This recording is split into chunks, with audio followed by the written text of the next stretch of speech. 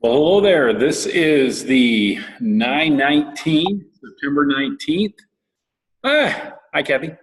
Mindset group. We're a little late. Sorry about that. I was having technical difficulties. I'm kind of in an echo chamber here at Friends Center, so that'll be interesting, but I'm drinking my tea. And we're just going to go through some different things.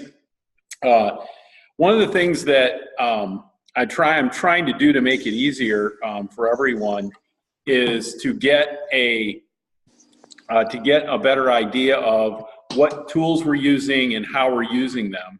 And so what I'm going to do is I'm actually going to share my screen, and that's going to be an interesting development here. So give me 1 second. I'm really super excited about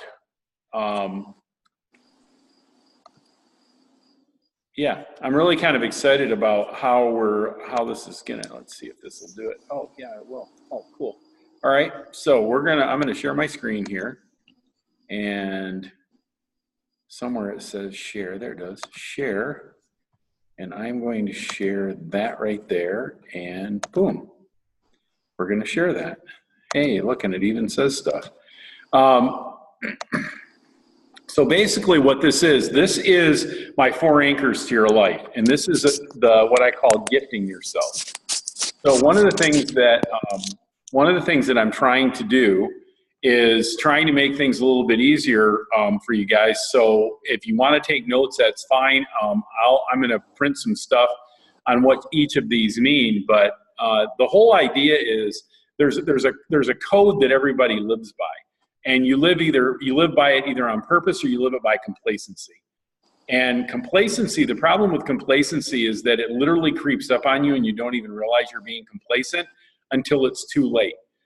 Till all of a sudden you find yourself with an expense that you didn't save up for because you were complacent in your finances, or you find out that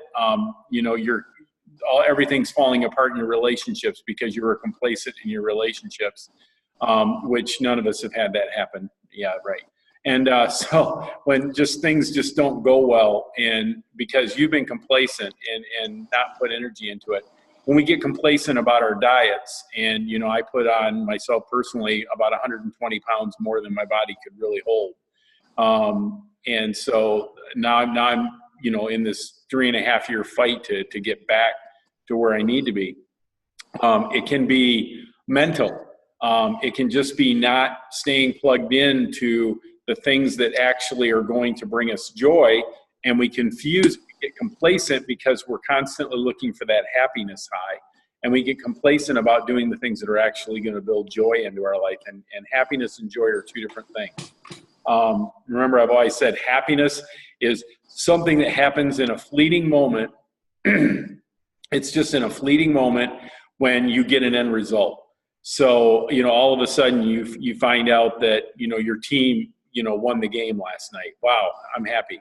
You find out that, your significant other comes home and brings pizza. Ooh, that's an event. You're happy.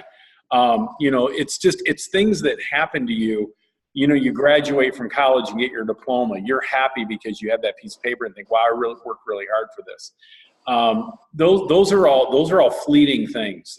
They have an end result that drives the emotion. Joy is not driven by what's going on in your world. It isn't. It's driven by your mindset and how you are viewing and how you are aiming your life. It's like shooting an arrow. You pull that bow back, and there's effort that it takes to pull that back, and you're holding that arrow, but where you point that arrow and where you release it, that is totally up to you. Now, my daughter posted something on Facebook the other day, and it says that, the thing that happens is that when we don't take the time to take care of ourselves, we literally cut ourselves, but we don't bleed on ourselves, we bleed on the people around us. And that is so true. So what happens is when we're just being complacent and we've got that arrow in the bow and we're just kind of pointing it all over the place, all of a sudden we might release it and hit somebody that we care about and go, oops, I didn't mean to do that. Or hit a bystander or knock part of our life down. We might get fired from a job because we got complacent in our job. and you're like, oh, what happened? And it's like, well, you weren't really aiming where you wanted to go with your arrow when you were putting that effort in. And that's what joy is. Joy is really being willing to pull back and point and aim your life in a certain direction and then live to that. That's what brings you joy, that consistency of constantly every day picking your arrow up, aiming it at the target and letting it fly. And sometimes you hit the target and sometimes you don't, but the end result isn't what drives you. It's the fact that you actually put the work in and you're actually building that. Joy is something that has to be built. It doesn't naturally come. It's something that you have to drive in your life. And all of this, my 4 anchors of life, are connected to joy. If you neglect one of these areas, you can't have joy. Let me just be really clear about that. Let me repeat that. If you neglect one of these 4 areas, you will literally shortchange yourself of what real pure joy is in your life. You have to have these 4. And there's a myriad of scholars, wisdom, scripture. I could list a litany of things that would bear this fact out, but you're just going to have to take me on faith on this one. But this is a gift that you give to yourself. This is what you actually go for in your own life. So the first one, we talked about this real briefly last week, but I really wanted to go into in depth in it. And so this is the gift. Now the gift, the G that's in there, it's I put it as God. You might not put it as that. It might be something, that you want to, you're actually trying to believe in something is out there. And I know that God exists. He's real. He created us. He made you. He knitted you together. And I'm just going to call it that, but it's your spiritual life. It's what you're doing to drive yourself spiritually. And you need to drive yourself spiritually to be able to do that, to do this. And what this is this is driving yourself deep. Right now, I know that we just had Hurricane Florence that went through the Carolinas. And my wife is really into, all that kind of stuff, storms and, catastrophes and volcanoes and hurricanes and all that. That's kind of her thing. And she was watching TV one night, and I was walking by, and there was a reporter, and he was saying, wow, these 200-year-old oak trees, the ground is so saturated with water, and there's so much water still coming down, that unless they have really deep roots, these 200-year-old oak trees are going over. They're going to tip over. It isn't going to take a hurricane force wind, a 40 or 30 mile an hour wind will tip them over. And unless they've got really, really deep roots. And that's what this is. This part of the G is so important because it's what anchors you deep. It keeps you from getting knocked over when life comes at you sideways, which if you haven't had life come at you sideways in the last 24 hours, you ain't been paying attention. So it just comes at you sideways all the time. And this is where you drive yourself deep so you can weather that. So you can weather the storms, you can weather the hurricanes, you can even the good things. You can take advantage of the good things because you're driven deep. So when the good times do happen, you can really truly enjoy them with joy because of the depth that you have. And so it's, how did you draw near to him today? Now there's a couple of ways that you do that. Every one of these basically is kind of like, I'll say there's probably 2 points to each one of these. Now, when it comes to your driving your spiritual life deep, the 2 things that you really need to do is you need to be reading something. You need to read something that's going to positively impact your life. For me, that's the Bible, and I also read other books too. I'm finishing up The Dark Side of the Light Chasers by Debbie Ford. I'm reading that, but I also read my Bible. But I read something every day, and then that's the first part of it, is reading. You need to be able to read, but then the second part of it is being willing to put it down in your memoir, to write about it. And that's where the journal comes in. It's so important because we know from educators that if you read something and then as soon as you read it, you put it in your own words or thoughts that are coming in your head, you just, pen diarrhea, I call it. You just write them down on a piece of paper, all the thoughts that came into your head while you read what you read and how it applied to you and what it meant to you. It drives that deep into your subconscious. Now, here's the cool part. Your subconscious operates 24/7. You may go to sleep. You may zone out. You may, be looking at the really pretty pictures and not even be thinking about anything else, but your subconscious never sleeps. Every drawer of the file cabinet of your subconscious is open all the time. It never closes. And 85% of everything that drives you is in your subconscious, and it never sleeps. It never goes away. It's constantly pulling files, pulling files, pulling files. It never rests. Your front of your brain may rest, and you may go take a nap and go sleep, and you may be able to zone out on life for a while and just, go out in the boat like I do sometimes at night, and I just ran my boat around. And I'll be honest with you, I get back, I'm thinking, okay, what did I think about when I was on the boat? Nothing. There was wind in my face, and I liked it, and I could smell the water. I didn't think about it a whole lot, but in the back of my brain, my subconscious is like file, file, file, file. It's just working. When you journal, when you write that stuff down, it puts all that stuff that you just read to build into your life, it throws it into a file for your subconscious to grab. And it drives it deeper into that file. It moves that file up front and shoves all the other stuff that maybe isn't true or is lies or whatever in the back. So when I talk about those two things, so when you score yourself, every single day you should score yourself on this. If you score yourself, you should have, what did I read? And then what did I write? So read and write. What did I read? What did I write? Every single day, what did I read? What did I write? And you need a journal to be able to do that and to just, write that down in. Now, I'm going to share something real quick here. I don't know if actually I'll do that in a little bit, but there's actually on the site that you got this Zoom call on, if you'll look, I put a link, and it's a program called Productive. If you've got an iPhone, I think it's even available on Android. But if you have a phone, you can go in, and it's called Productive.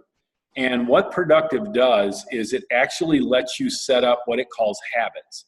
And you can set up habits in there. Now, I have more than 8 habits because there's certain things that I want to make sure that I remember to do. I grade myself on what time I get up every morning because I want to get up in the morning. And if I decide to sleep in or whatever, I can't give myself points for getting up and, getting on with my day. But basically I have the 8 points that are in this gift in this product. It's called Productive. It's on my phone. See, let me move it over here so you can see it. It's called Productive. And then as you do the whatever it is you're doing, as you swipe to the right, when you swipe right, it says that's done. Well, it gives you a tracker. So at the end of your day, it actually highlights and says, hey, you did habits today. And then if you do every habit, if you're perfect, it marks your perfect days. But then at the end of the week, it tells you this is how many habits you did this week. And we're looking for a score of 28. But it tells you how many you did. So if you've got 21 habits, or if you have a few more and you've got 34, it'll tell you, hey, it's got a stat tracker, and it'll tell you you did 26 out of 34. That's a pretty good week. The other times you might look at it and say, wow, you did 8 out of 34. Not a good week. So when you get into your what I call the General's 10, when you reevaluate your week and build your goals for your next week, it really helps you take a look at that. So this Productive, and I don't care how you track it any way you want to, but I like this app because I can just literally, and it's got reminders and it puts sounds on my phone too. If I get to like afternoon and I haven't done a habit that I've marked for like morning, it'll buzz me and say, hey, you didn't do this yet. And I'm like, oh, wow, okay, I might have gotten busy or whatever and forgotten. So, but those two things, read, write for God, and then track it. So now the next one is input. And input is everything you do for your mind, or for your mind and your body. So when I'm talking about input, I'm really talking about the basically exercise and food and how that affects you mentally. So you want to eat right. So for me, I do a shake every day. It's a superfood shake. It's called Shakeology. I do it every day. I track that because I know that my day is better if I take that because it's got nutrition in it. 3.5 years ago, my thyroid did not work. This little thing in my neck didn't work at all, at all. And I found out that what I'd done is the doctor said, wow, you're at risk of high blood pressure. You need to cut out salt. So I cut out salt. Well, guess what's in salt? Iodine. Guess what your thyroid runs off of? Iodine. So for literally 8 years, I had no other source of iodine coming into my body for almost 8 years. And I believe that's what made my thyroid decide to just kind of quit working. There wasn't any nutrients there to grab to do anything with. Shakeology that I take has got 40% of your daily requirement of iodine in it, just naturally occurring in the food. So I'm sitting there eating this Shakeology, and it's starting to feed iodine back into my thyroid, and my thyroid decided to join the party. Does it work all the way? No. It still needs some supplement help, but it works better than it did. And obviously, if your thyroid's working, that helps you with your metabolism, losing weight. So for me, Shakeology is a really big deal because it gives me, there's nutrients I've even heard of that I might be missing, and I'm just like, I'm not willing to do that, and I hate taking pills. So yep, shake, bam, and it's food, and I don't have to worry about it. So that's what I do, and that's an input that I put in my body. I track that. Did I do my shake today? Did I get that in today? So I'll mark that and say, yep, I did that today. I usually do it in the morning when I'm coming into work. So I drink it on the way, when I'm on my way into work. Sorry, I need to drink my tea for a second. So that's one of the things. The other input that you're looking for is just making sure you're getting good whole foods, because those feed your mind, those feed your body. So you just want to make sure you're eating, fresh fruits and vegetables. That's the biggest thing. You've never heard of anybody going to the hospital for being protein deficient. Think about that for a minute. Nobody's ever been rushed to the hospital. Oh my gosh, what's wrong with them? Oh, they're protein deficient. That doesn't happen. We do pretty good about the whole meat and carb thing. We got that down. The mashed potatoes and gravy and roast beef, we line right up for that all day, every day. So it's really about making sure that you get a good source of fresh vegetables and fresh fruit, and that you're doing that on a daily basis, and you're putting that in your body, because that's what's going to power your mind and your body. So I track that too. I put on there, okay, I think back through my day and think, okay, did I have enough servings of fruits and vegetables today to help power my body? Yes, no. And then I can count that too at the end. So I usually do that at the end of the day and let myself know, hey, whether I did that or not. But that's input. That's putting good things into your body. And it's the whole idea of is that real food will heal your body. But using what God has actually created and using whole foods really is taking what God made and saying, wow, this is good for me, and eating it. And it'll really help you. So that's the input. And that'll just help heal your body and do a bunch of stuff for you. The next one is F, that's family.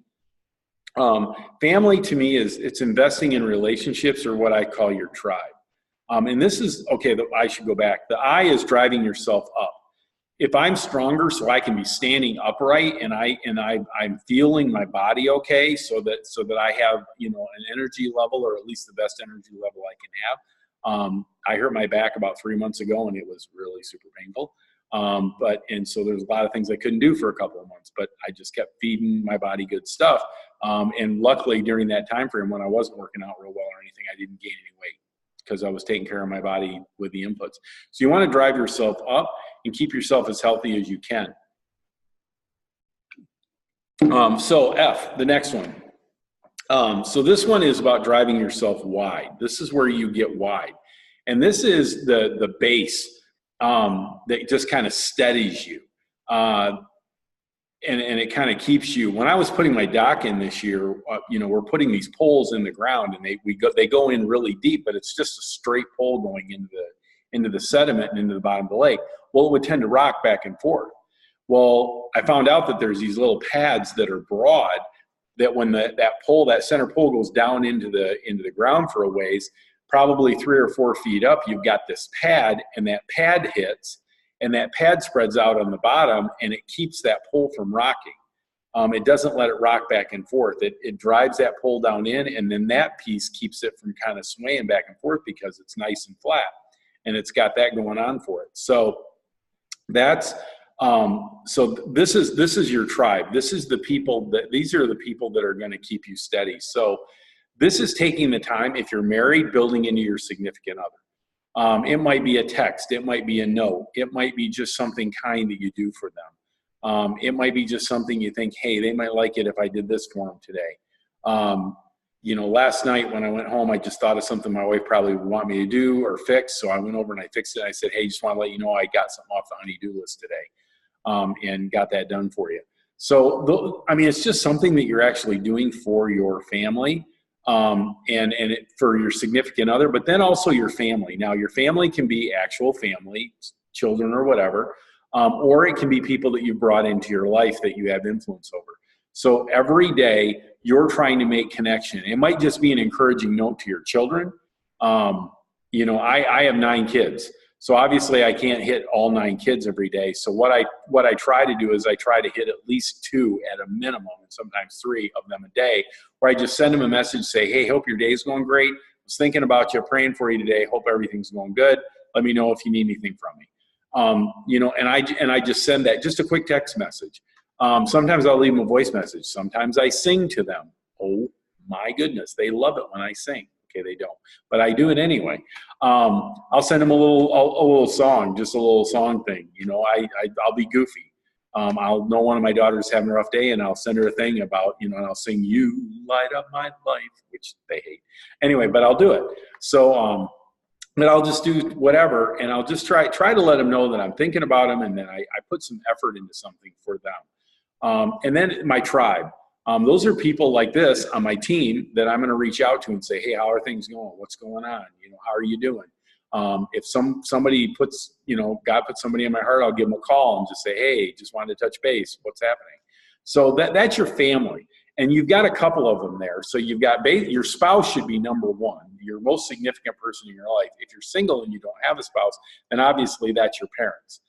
If your parents aren't here, then the next person is like whoever the most significant person is in your life that you count as family. It could be a brother, sister, aunt, uncle, whoever.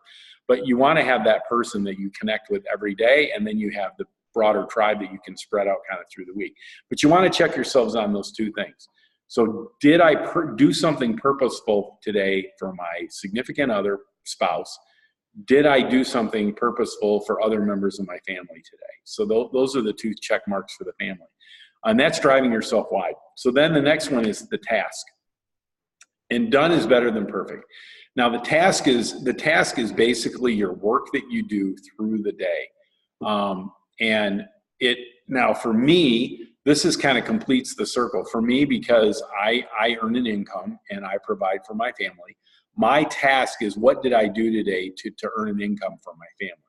What did I do today to, you know, at work? You know, I want to make sure that at the end of the day that my boss is pleased with my work. So I want to make sure that there isn't anything he needs from me. And there's times where I'll message him and say, hey, do you need anything from me?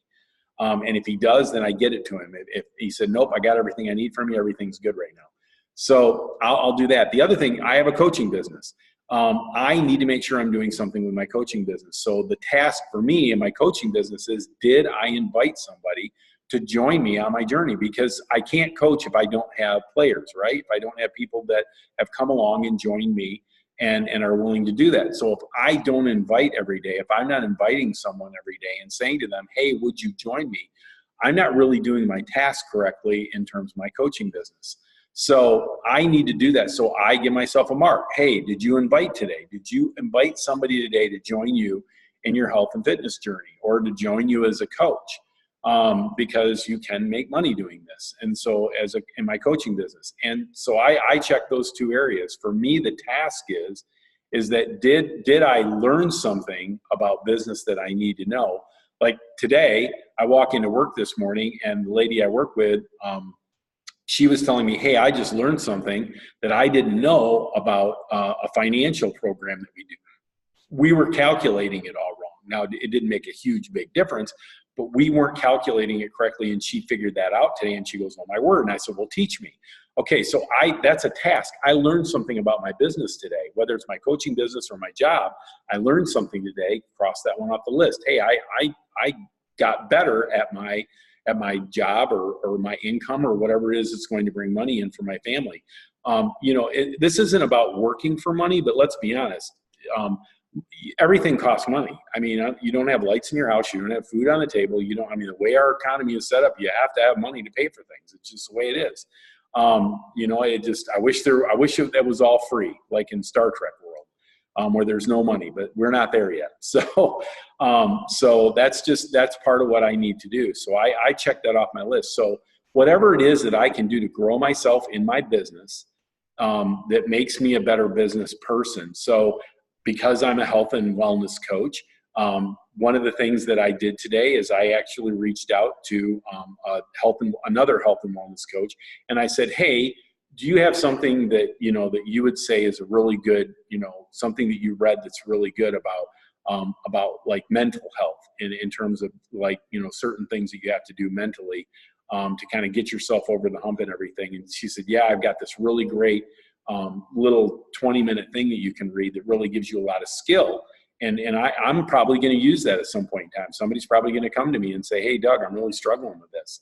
I actually had someone today message me and say, Doug, I need to ask you a question. You mentioned a book to me. What was that book? And how did you think that could help me where I'm at in my life right now? Well, if I hadn't read that book, I wouldn't have been able to suggest it to him and say, here's how I think it's going to apply to you. And so that's part of my business, because my business is helping people. My aim is to help people have a life they never need a vacation from. I want to point that direction. So my aim is to point the direction to a way that you can have a life you don't need a vacation from. That's my aim. If that's my aim and that's what I'm doing, I needed to read that book so that I was ready. So when someone came to me as part of my business and said, hey, Doug, I'm struggling with this. What's that book you told me would help me? I was able to do that. So that's your task. So, and that completes the circle. When you're doing those four things all together, when you're driving yourself deep, you're driving yourself up, you're driving yourself wide, and then you complete the circle by finding ways to in your business to help others. And your business might be family. Your biggest thing might be you're the encourager. You're kind of the strength of the family, and so your business really is to make sure your family is shored up and good and everything else. And I know that falls into the family thing, but it can also fall into your task thing too. That may be your business. If my wife didn't have a job, she's a mom. That's what she does. She's a mom. If she was going to grade herself in this area, she would say, okay, what did I do today to help my kids move forward? It isn't just about investing in relationships, but how did she prepare them for their future life? That would be, if she didn't have a job and she was a stay-at-home mom, that would be her task. How did she prepare them to get better at life? So whatever you find your business to be, whatever you want to define that as, that's what that is. But that completes the circle, because Romans 12:11, the verse that it says there, never be lazy, but work hard, serve the Lord enthusiastically, rejoice in our confident hope, be patient in trouble, and keep on praying. Don't be lazy. Work hard. That's basically the whole idea. So you might mentally be working hard. You might be, just doing things, but you should be doing something that helps you work, because that keeps your mind engaged and active. Like I said, these all four are connected. If you get all four of them down, the thing I put down in the end, when you have meaning in your life, when you put these four things together and you actually are doing them, it gives a meaning to your life. When it gives you a meaning, it changes your mindset. Once you figure out why God put you here and you are actually living in your passion and your purpose, it gives a meaning to your life, and that changes your mindset. Your mindset starts to shift because you start building that joy in your life. Once you start to build that joy, the momentum pickup is insane. It's crazy. Joy doesn't just kind of steadily go like this. Joy is a rapid curve. Once you start to build it, it accelerates like a rocket.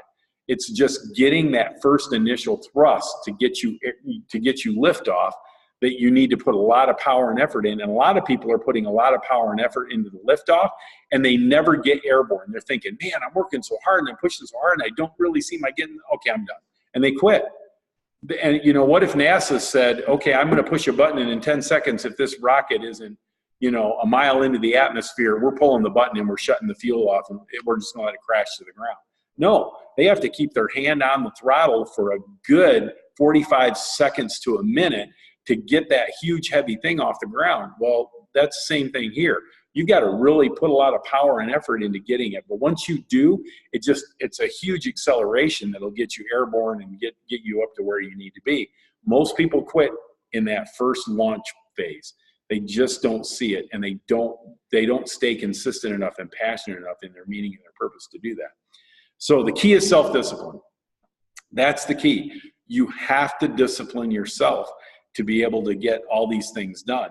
Nobody's going to do it for you. Nobody's going to hand it to you. Everybody that you've seen that's successful in any area of their life, I don't care what it is, you have no idea the amount of self-discipline and work they put into that. If you know somebody who's really super positive, you have no idea how much self-discipline and work they put into getting that positive. it's crazy. It's that rocket lifting off. They put a lot of thrust into that in their life.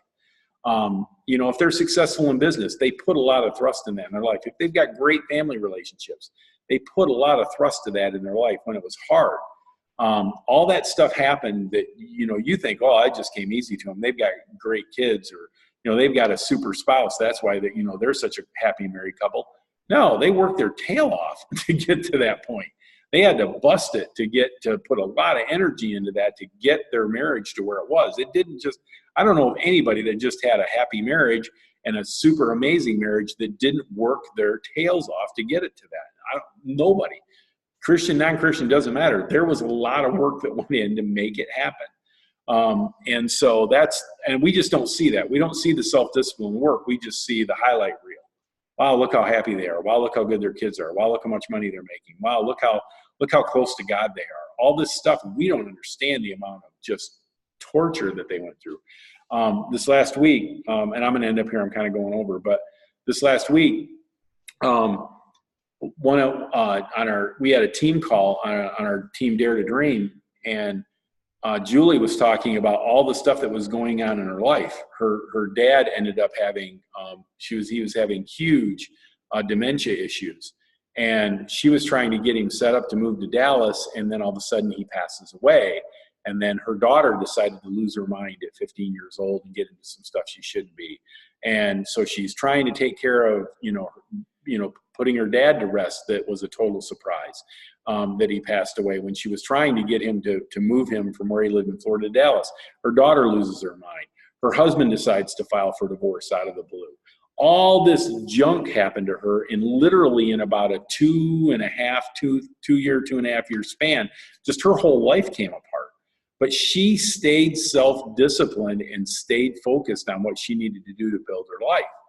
And she rose up on the other side. So she had to put an enormous amount of thrust. And I look at her now and think, wow, this is an amazingly and a great marriage with the love of her life, raising some amazing kids that aren't even hers because, mom's not around for the man that she ended up marrying. So she's mom now because the other mom's vanished. So she's mom, and to these kids that aren't even hers, and she's loving every minute of it and really enjoying her life. But you don't see the enormous amount of horsepower it took to hold it together when her husband's leaving her, her daughter's losing her mind, and her dad passes away. Bam, like all at once.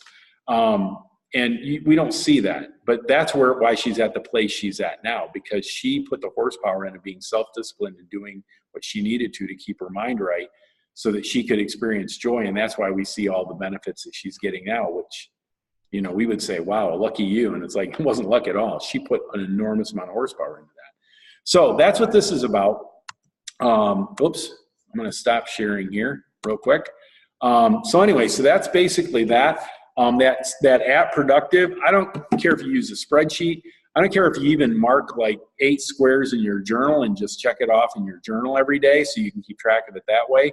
However you do it, it doesn't really matter as long as you're tracking it.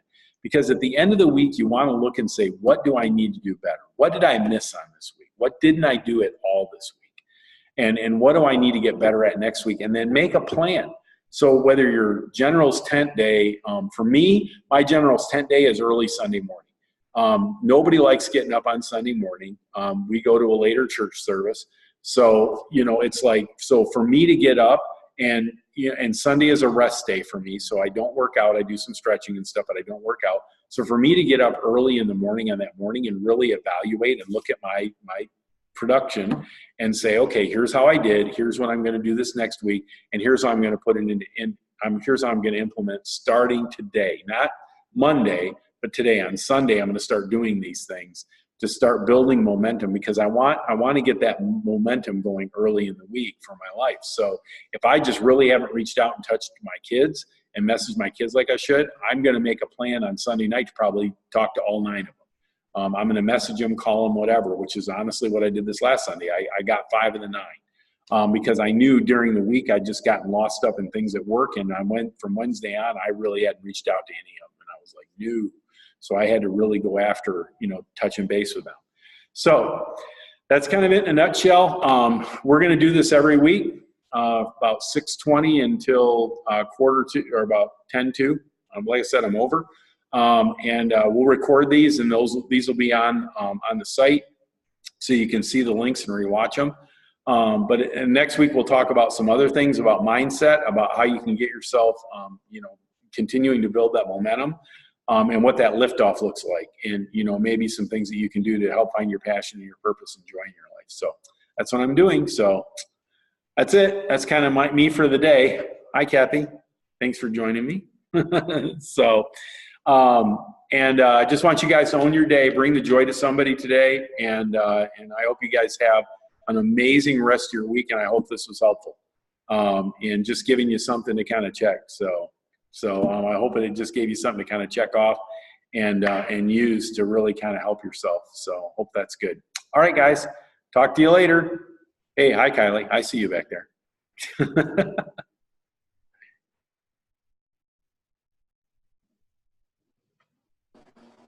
She can't hear you. I'm on headphones. Oh. Kaylee Doug says hi. Kaylee. I'm waving at her. She can't see you. She's waving. He's waving at you. All right. Hey, I'll drop that off. I'm going, I stopped recording, but I'm going, I got to come into town Friday, but I'll swing by. I can't stay very long because I got to get home for a call for Debbie at school. But it'll probably be like right after lunch, and I'll drop that journal off to you because I'm not coming into work tomorrow, and I've got that journal for you at home. Okay. I'll make sure I drop it off.